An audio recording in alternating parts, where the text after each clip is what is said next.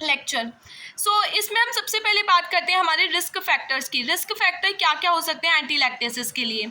सबसे पहले risk factor आता है इसमें ओल्ड एज। अगर हमारी जो पर्सन की एज है वो ओल्ड है, मतलब कि जो हमारा पेशेंट है वो ओल्ड एज का है, तो एंटीलैक्टेसिस हो सकता है। क्योंकि जो ओल्ड एज लोग होते हैं वो हमारे क्या नहीं करते, इमोबिलाइज नहीं करते, मतलब मूव नहीं करते, वो इमोबिलाइज रहते हैं, एक ही जगह पर रहते हैं, जिस वजह से क्या होता है हमारा एंटीलैक्टेसिस की कंडीशन हो सकती है। क्योंकि मैंने आपको बताया था कि एंटीलैक्टेसिस जो है वो क्यों कॉज हो रहा था, हमारा एंटीलैक्टेसिस अकर हो रहा था हमारा ड्यू टू कि पेशेंट अपनी जो बॉडी है वो मूव नहीं कर रहे हैं, इस वजह से।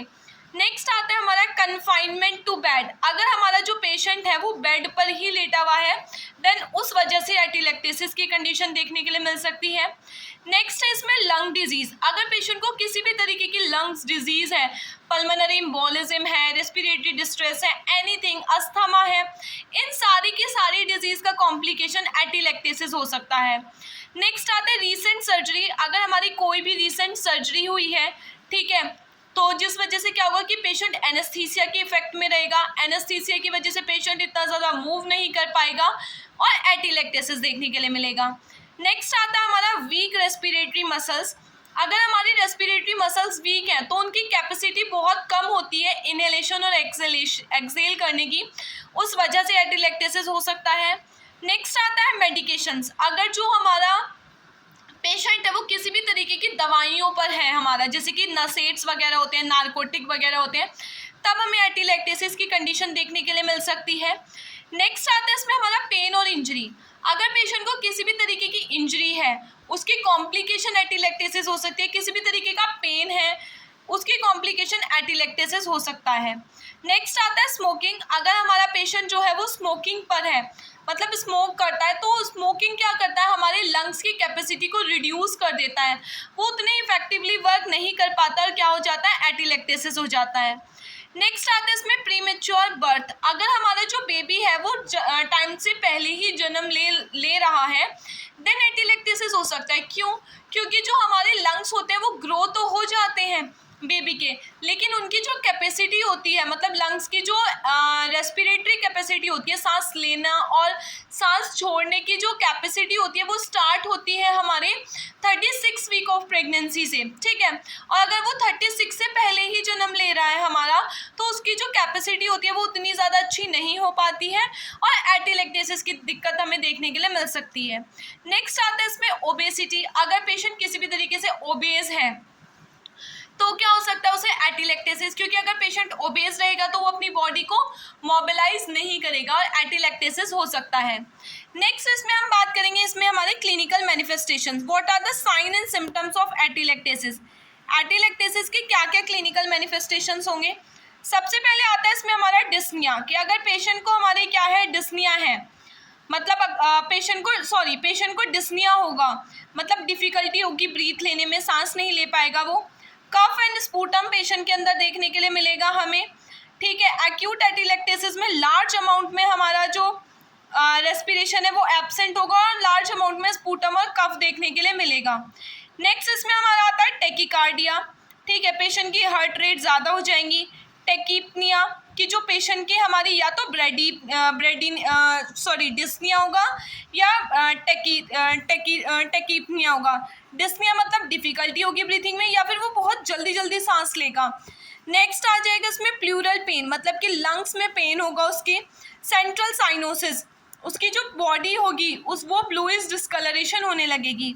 नेक्स्ट इसमें आता है रैपिड सैलो ब्रीथ, मतलब कि जो पेशेंट है हमारे, जैसे कि हमारे डॉग्स हाँफते हैं, उस तरीके से पेशेंट क्या करेगा, सांस लेगा हमारा, जिसे हमने क्या बोला था, टेकीपनिया बोला था। नेक्स्ट आता है ड्रॉप इन बीपी, पेशेंट का ब्लड प्रेशर जो है वो कम हो जाएगा। नेक्स्ट आता है इसमें हमारा विजिंग साउंड, पेशेंट की जो ब्रीथ होंगी उसमें विजिंग साउंड देखने के लिए मिलेगी। रैपिड हार्ट रेट, मतलब वही हमारा टेकीकार्डिया देखने के लिए मिलेगा। नेक्स्ट आता है इसमें चेस्ट पेन देखने के लिए मिलेगा पेशेंट को, और हमारा शॉक देखने के लिए मिलेगा पेशेंट को। क्लिनिकल मैनिफेस्टेशंस के बाद हम बात करते हैं इसके डायग्नोस्टिक इवैल्यूएशन की। डायग्नोस्टिक इवैल्यूएशन में हमें क्या क्या देखने के लिए मिलेगा, हिस्ट्री कलेक्शन, फिजिकल एग्जामिनेशन कर सकते हैं हम, चेस्ट एक्सरे कर सकते हैं हम, ठीक है, पेशेंट के लंग्स की कंडीशन को असेस करने के लिए पल्स ऑक्सीमेट्री कर सकते हैं, मतलब जान सकते हैं हमारा कि जो पेशेंट की ब्रीथ है वो किस तरीके से, मतलब कितनी है कितनी नहीं है, ये सारी चीज़ें असेस कर सकते हैं हम। सीटी स्कैन कर सकते हैं पेशेंट का, ब्रोंकोस्कोपी कर सकते हैं, मतलब ब्रोंकस की कंडीशन को विजुअलाइज कर सकते हैं।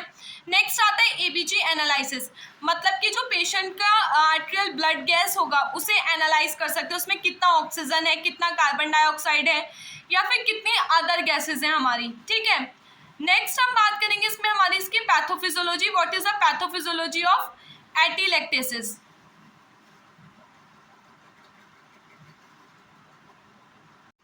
सो पैथोफिजियोलॉजी में क्या होगा हमारा कि due to any aetiological factor क्या होगा, एटीलेक्टेसिस अगर होगा हमारा। एटीलेक्टेसिस में जब हमारा जो लंग्स है किसी भी इटियोलॉजिकल फैक्टर की वजह से ब्लॉकेज अगर आ रही है हमारे ब्रोंकस में, सो क्या होगा, ब्लॉकेज की वजह से हमारा वेंटिलेशन कम हो जाएगा, जिसे हम क्या बोल रहे हैं, reduce ventilation, blockage, sufficient surfactant deficiency.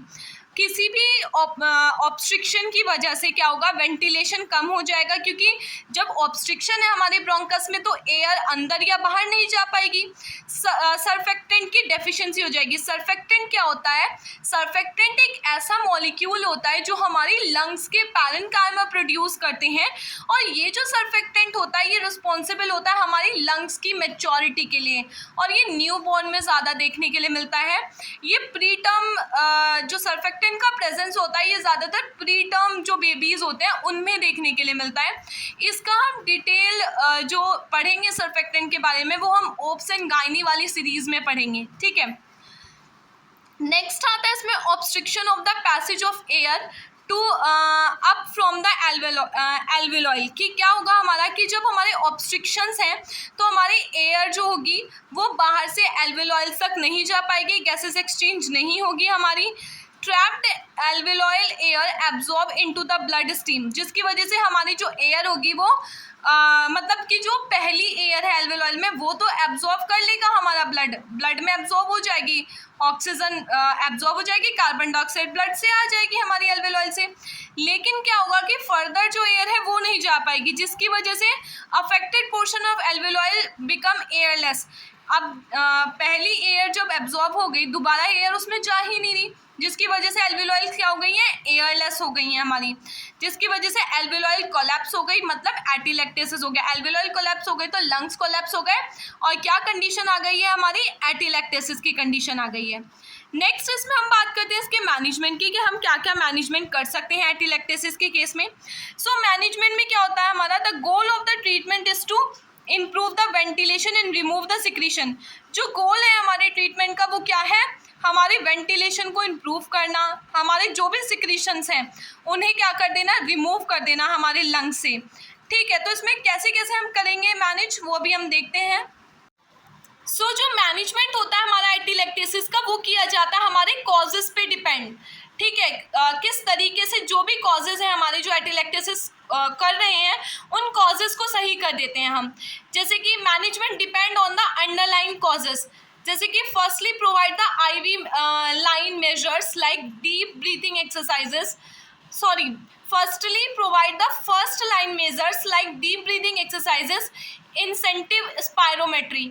सबसे पहले हम क्या करेंगे, पेशेंट को डीप ब्रीथिंग के लिए इनकरेज करेंगे। इंसेंटिव स्पायरोमेट्री मतलब पेशेंट को स्पायरोमेट्री की एक्टिविटी में इन्वॉल्व करेंगे। स्पायरोमेट्री क्या होता है, स्पायरोमेट्री एक तरीके का हमारे हॉस्पिटल्स में इक्विपमेंट होता है जो हमारे लंग्स की कंडीशन को असेस करने के लिए किया जाता है, और लंग्स की कैपेसिटी इंक्रीज करता है वो स्पायरोमेट्री।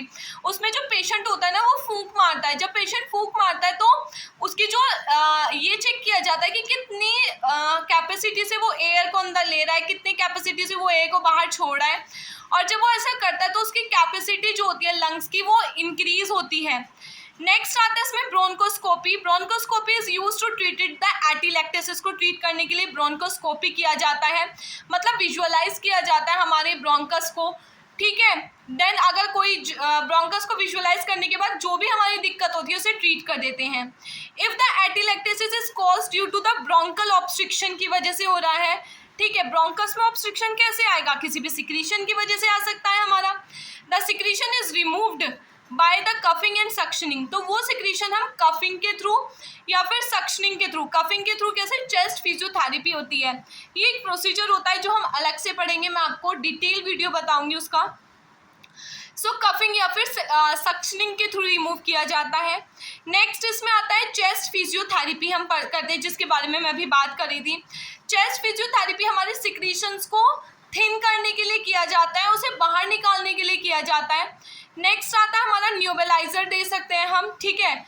न्यूबलाइजर कैसे दे सकते हैं, हमारा ब्रोंकोडायलेटर्स मेडिकेशंस होती हैं हमारी, न्यूबलाइजर में वो डाल के दे सकते हैं, जिससे क्या होगा, हमारी की जो लंग्स के सिक्रीशंस हैं वो थिन हो जाएंगे और पेशेंट सही से सांस ले पाएगा। नेक्स्ट इसमें बात करते हैं हमारा इफ एटिलैक्टेसिस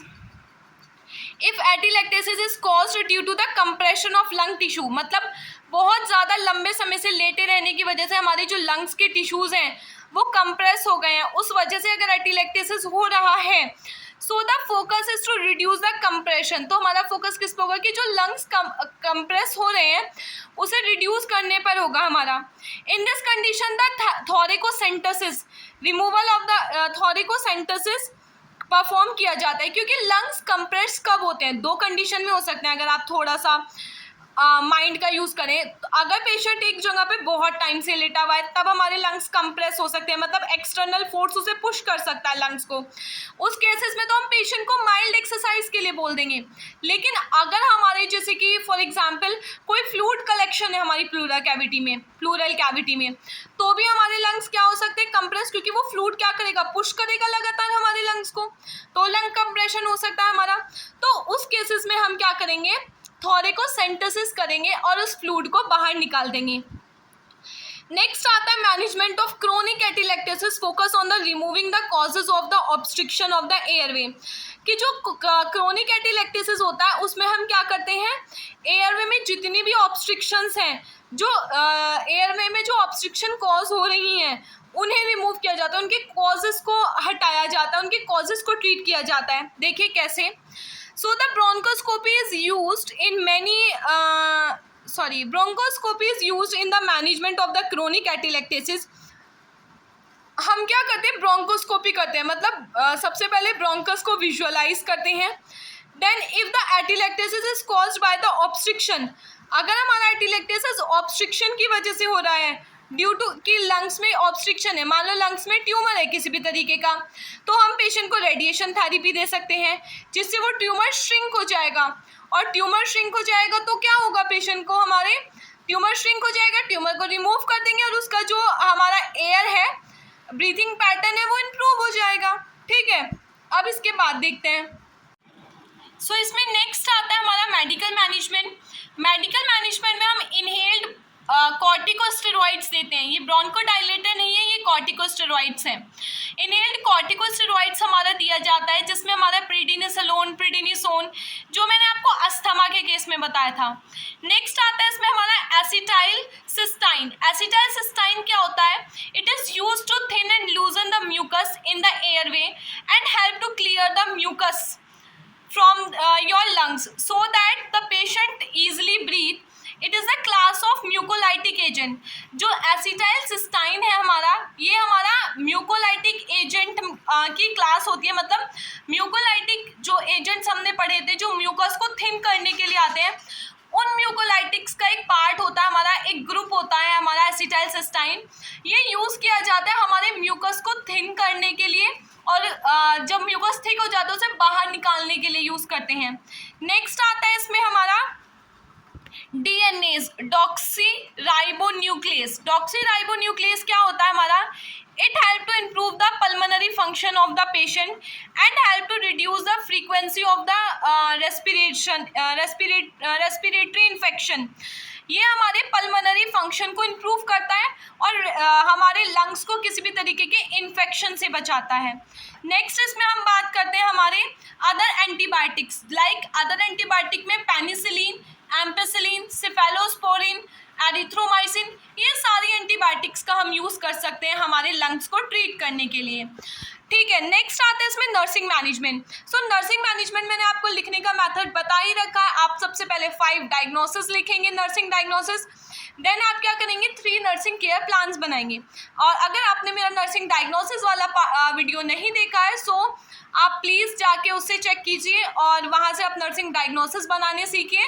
देन आपको बहुत इजी हो जाएगा नर्सिंग केयर प्लान बनाना, मतलब एग्ज़ाम्स में नर्सिंग मैनेजमेंट लिखना।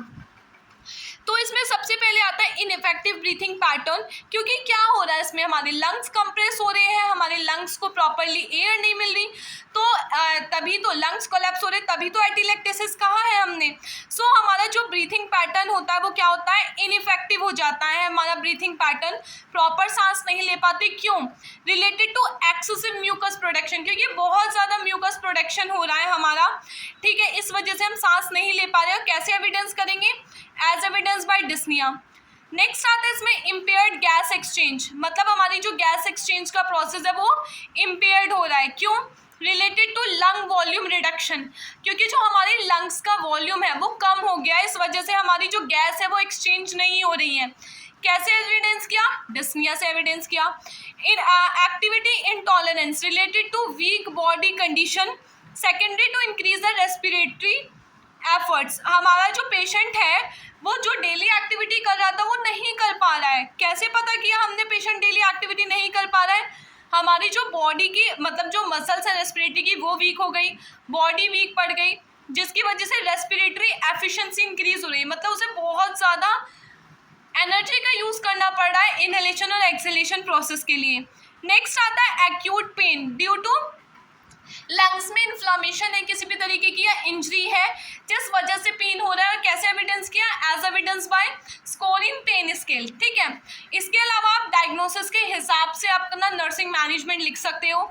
मैंने इसमें आपको पहले पढ़ा दिया है कि जो मेन होता है इसमें हमारा सक्शन करते हैं, और नेक्स्ट हमारा चेस्ट फिजियोथेरेपी परफॉर्म किया जाता है इसमें एज अ नर्सिंग मैनेजमेंट, ठीक है। इसके अलावा म्यूकोलाइटिक एजेंट दिए जाते हैं, एसिटाइलसिस्टाइन दिया जाता है, पेशेंट का इनपुट आउटपुट मेंटेन करना होता है, उसके वाइटल असेस करने होते हैं, उसकी लंग्स की कैपेसिटी को असेस करना होता है, पेशेंट को स्पायरोमेट्री कराना होता है हमें। तो ये सारी चीज़ें हमें एज अ नर्स परफॉर्म करनी होती हैं। सो यस, आज की वीडियो में सिर्फ इतना ही। मिलती हूँ मैं आपको नेक्स्ट वीडियो में नेक्स्ट टॉपिक के साथ। तब तक के लिए प्लीज़ मेरे चैनल को सब्सक्राइब कर देना, वीडियो को लाइक कर देना और शेयर कर देना। और यार ये मत सोचना कि ये जो कंटेंट है ये इसी हैंड रिटन फॉर्म में आएगा, नहीं, मैं आपको प्रॉपर पीपीटीज प्रोवाइड कराऊंगी विद प्रॉपर डायग्राम्स के साथ। ये अभी इसलिए हो रहा है क्योंकि मेरे पास बहुत ज़्यादा बर्डन है काम का और मेरे एग्ज़ाम्स भी हैं, सो इसलिए मैं आपको ये हैंड रिटन वाली चीज़ें इस तरीके से वीडियोस प्रोवाइड करा रही हूँ। और प्लस मेरे पास प्रॉपर टूल्स भी नहीं है मेरे पास, तो इसीलिए आपको बस थोड़ा सा वेट और फिर मैं अपनी चैनल पे बहुत ज़्यादा क्रिएटिविटी करना स्टार्ट करूँगी। So yes, bye, thank you so much. आप ऐसे भी बहुत प्यार दे रहे हो, I am very very very grateful, gratitude, thanks a lot.